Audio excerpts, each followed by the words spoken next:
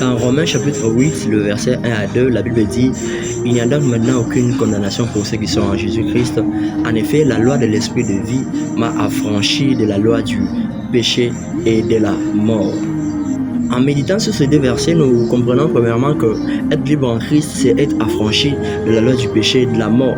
Parce que tout homme qui est sans Christ est soumis à la loi du péché et de la mort. Cet homme subit la loi du péché et de la mort. L'homme ne vit pas dans les péchés parce qu'il veut vivre dans les péchés, mais l'homme vit dans les péchés parce qu'il y a une loi qui les condamne à vivre dans les péchés et à mourir. Et cette loi émane du fait que Adam et Ève ont désobéi à Dieu. Ainsi, en désobéissant à Dieu, il y a une loi qui s'est implantée en eux. C'est la loi du péché et de la mort. Cette loi les oblige à vivre dans les péchés et à mourir tant spirituellement que physiquement. Pourquoi? Parce qu'il n'y a plus de connexion avec Dieu. Lorsqu'il n'y a plus de connexion avec Dieu, l'homme meurt spirituellement.